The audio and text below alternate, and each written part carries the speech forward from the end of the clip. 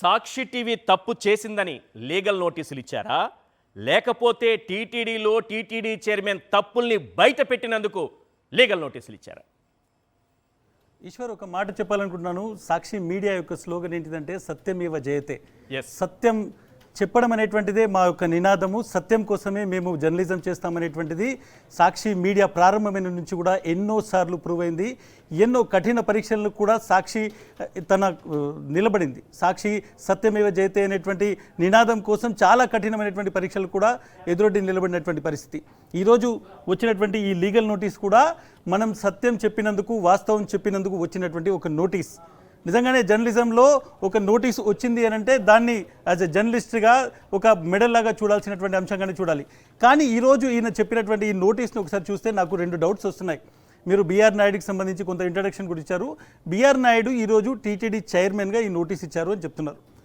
ఈ నోటీస్ ఆయన TV5 అనేటువంటి ఒక ఛానల్ యజమానిగా కూడా ఉన్నారు అనేటువంటిది కూడా ఈరోజు ఈ లీగల్ నోటీస్లో ఎవరైతే ఈ లాయర్ పంపించారో ఉమేష్ చంద్ర PVJ అనేటువంటి అడ్వకేట్ పేరు మీద ఈ నోటీస్ వచ్చింది. ఆయన దానికి కూడా ఉన్నారు.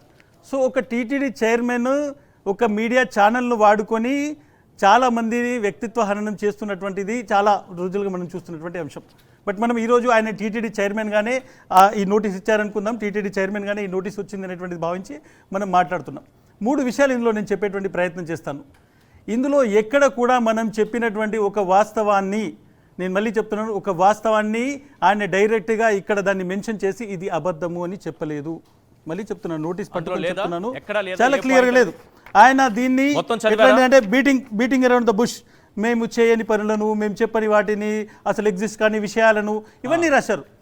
10వ తారీఖు రోజు మనం ఇచ్చినటువంటి వార్తకు సంబంధించినటువంటిది 10వ తారీఖు రోజు సాక్షి టీవీలో వచ్చింది. 14వ తేదీన అదే వార్త, అట్లాంటి సేమ్ వార్త ఒకటి పేపర్లో, సాక్షి పేపర్లో వచ్చింది అనేటువంటిది వాళ్ళు ఈరోజు ఉదయం నుంచి కూడా నోటీస్ ఇచ్చిందంతో పాటు ఆ నోటీసు ఎందుకు ఇచ్చారు అనేటువంటి దాన్ని ఏవైతే బీఆర్ నాయుడుకి సంబంధించినటువంటి మీడియాలో దాన్ని ఉదయం నుంచి ప్రచారం చేస్తున్నారు.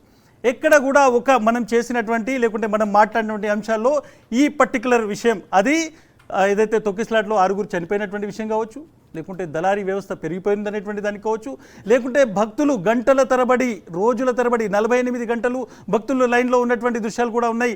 ఇటీవల గత 3-4 రోజుల క్రితం మనం చూసుకుంటే దానిని కానీ ఇది తప్పు అని మనం వేసినటువంటి ఒక దృశ్యాన్ని కానీ, ఒక ఫోటోను కానీ, ఒక వార్తను కానీ ఇది పర్టికులర్గా ఇది తప్పు, ఇది అబద్ధము, ఇది మార్ఫింగ్, ఇది నిజం కాదు అనేటువంటి ఒక్క సంఘటనని కూడా చూపెట్టలేకపోయారు.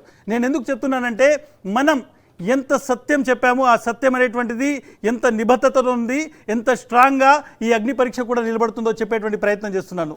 వాళ్ళు ఇచ్చినటువంటి లీగల్ నోటీస్లో ఒక్క అంశాన్ని కూడా చూపెట్టి ఇది అబద్ధము, ఇది వాస్తవ విరుద్ధము, ఇది దీనిలో నిజం లేదు అనేటువంటిది ఎక్కడ కూడా వాళ్ళు మెన్షన్ చేయలేకపోయారు. ఎట్ ద సేమ్ టైం వాళ్ళు ఏదైతే మీడియాకి సంబంధించి ఒక మీడియా ఛానల్ని ఆయన నడుపుతున్నారనేటువంటిది కూడా చాలా క్లియర్గా రాశారు. మీడియా ఎథిక్స్ అనేటువంటి బహుశా తెలుసుంటే నేను వాళ్ళకు క్లియర్గా ఒక విషయం చెప్తున్నాను. మేము ఇచ్చినటువంటి వార్తలో ఏదైనా తప్పు ఉంటే దానికి ఒక రిజైండర్ ఇవ్వండి. ఇది మీరు పర్టికులర్గా ఇచ్చినటువంటి దాంట్లో ఇది తప్పు ఉంది, దీన్ని మీరు సరి చేసుకోండి, దీనివల్ల ఇబ్బంది ఉందనేటువంటి ఒక రిజైండర్ లేదు ఇప్పటివరకు. నేను ఎందుకు రిజైండర్ గురించి మాట్లాడుతున్నానంటే మీడియా హౌస్ నడుపుతున్నటువంటి వాళ్ళందరికీ ఇది తెలిసి ఉండాలి. ఒక వార్త ఇచ్చేటప్పుడు ఆ వార్తకు సంబంధించినటువంటి పూర్తిగా దాన్ని వెనుకున్నటువంటి అంశాలను కూడా పరిగణలోకి తీసుకొని ఆ వార్త మనం ప్రచురిస్తాము. అలాంటప్పుడు ఎక్కడైనా పొరపాటు జరిగితే మీరు ఇది తప్పు చేశారు, పొరపాటు చేశారు, దీనివల్ల ఇబ్బంది ఉందనేటువంటిది ఇవ్వచ్చు. కాబట్టి మనం రాసినటువంటి ఏవైతే 5-6 అంశాలు ఉన్నాయో, ముఖ్యంగా అంశాల గురించి కూడా మీరు చెప్పారు, నేను ఒకసారి మళ్ళీ చెప్తాను. అంశాలకు సంబంధించి ఎక్కడైతే దళారుల వ్యవస్థ పెరిగిపోయిందో చాలా చోట్ల, ఇంతకుముందు భూమన కరుణాకర్ కూడా ప్రెస్ కాన్ఫరెన్స్లో మాట్లాడుతూ చెప్పారు, మద్యం తాగుతూ అక్కడ దొరికినటువంటి అంశాలు ఉన్నాయి. దీన్ని మీరు ఎందుకు తీసుకోవట్లేదు? ఎట్ ద సేమ్ టైం ఎవరైతే చనిపోయారో, చనిపోయిన వాళ్ళు క్షమాపణ చెప్తే వచ్చారనేటువంటి కామెంట్, అది దేవదేవుడి సన్నిధిలో నిలబడి చెప్పినటువంటి వ్యాఖ్యలు, ఇవన్నీ కూడా వాస్తవాలు. కేవలం వాస్తవాలు చెప్పినందుకు ఒక లీగల్ నోటీస్ ఇచ్చి భయపెట్టేటువంటి ప్రయత్నం జరిగింది. ఈ లీగల్ నోటీస్ అనేటువంటిది నేను మళ్ళీ చెప్తున్నాను, ఎక్కడ కూడా చట్టానికి, న్యాయానికి సమక్షంలో నిలబడేటువంటి లీగల్ నోటీస్ కాదు. కేవలం జర్నలిజాన్ని భయపెట్టాలని, సాక్షిని భయపెట్టాలని చేస్తున్నటువంటి ఒక ప్రయత్నం మాత్రమే.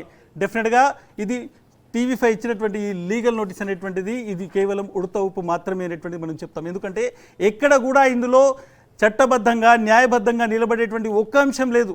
మనం టెలికాస్ట్ చేసినటువంటి ఒక పర్టికులర్ వార్త లింక్ ఇందులో మెన్షన్ చేశారు. దాంట్లో మనం తప్పు రాసామని, అబద్ధం రాసామని, వాస్తవ విరుద్ధం రాసామని, నిజం రాయలేదని, లేకుంటే కేవలం బురద జల్లే ప్రయత్నం చేశామనేటువంటి ఒక్క అంశాన్ని కూడా వీళ్ళు ఇక్కడ నిలబెట్టలేకపోయారు. కాబట్టి నోటీస్ ఇక్కడ ఉంది. నోటీస్కి సంబంధించి మనం క్లియర్గా చదివాము.